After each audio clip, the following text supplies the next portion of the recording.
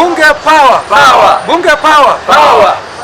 Karibu sana wanabunge kwa kuhudhuria bunge siku hii ya leo, na kabla niingie kwa mada, wacha nikumbushe wananchi wa Embakasi Central, wananchi wa Embakasi kwa ujumla, wananchi wa Nairobi kwamba launch ya hii bunge yetu ni tarehe 28 mwezi huu wa 6 kuanzia saa 8 hapa Bunge Grounds Nyamavila.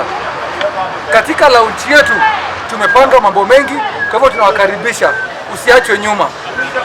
Kuongezea juu ya hiyo ni kwamba tuna register members wa bunge.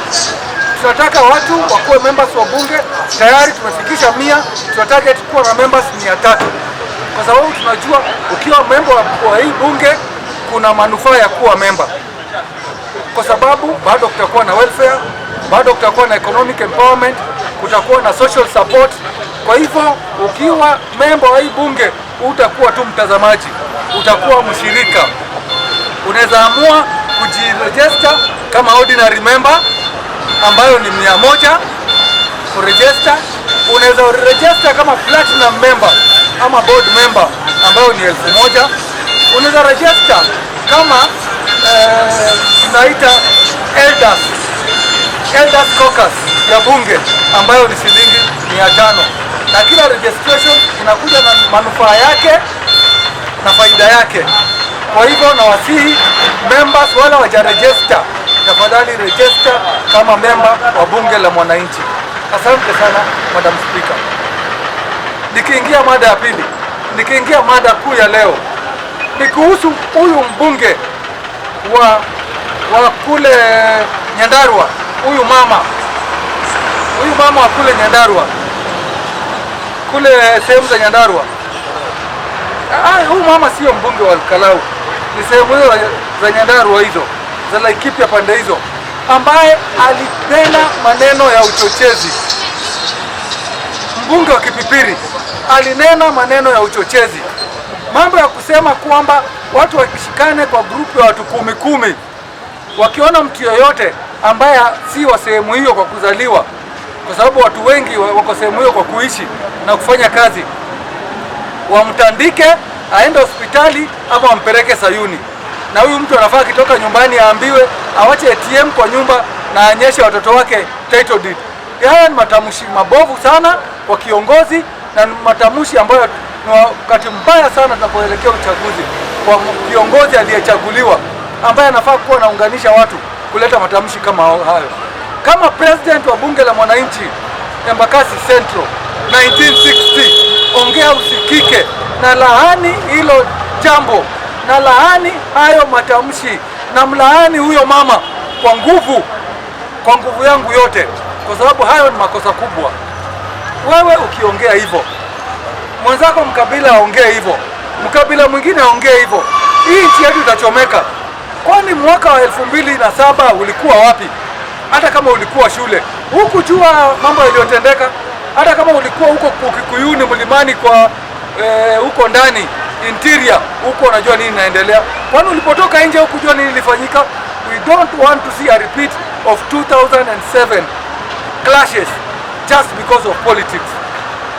Political choice is a constitutional right, na kila mtu ana haki ya kuchagua upande ambao ataunga mkono, chama ambacho atashirikiana nacho, muungano ambao ataungana nao.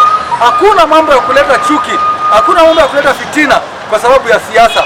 Na kulaani sana wewe mama, ulaaniwe uende jehanamu hadi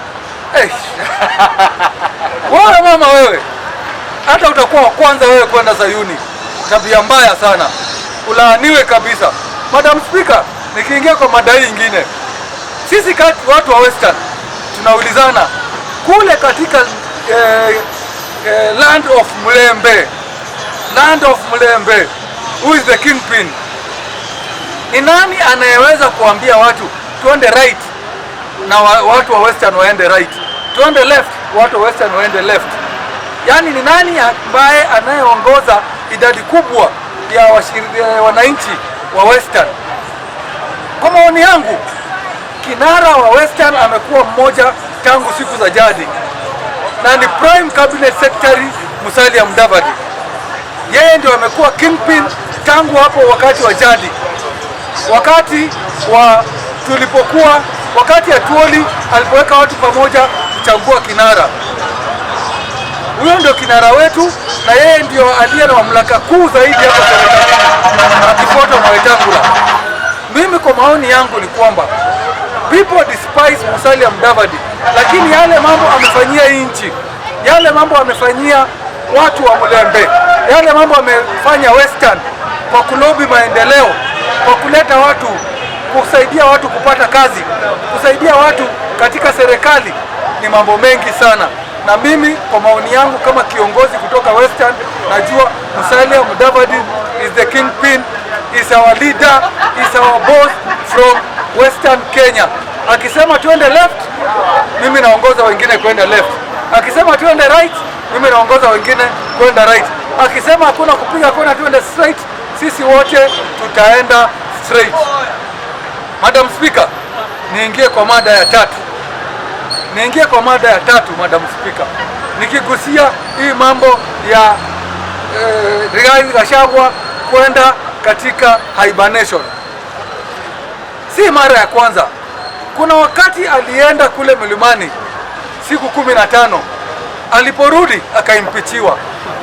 Saa hizi anaenda siku 45, akirudi hata sijui nini itafanyika. Mungu, shikilia huyu mzee aone Ruto akikuja second term.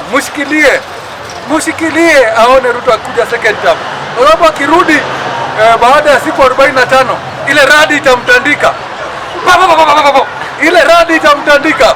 Wacha niachie hapo Madam Speaker. Asante.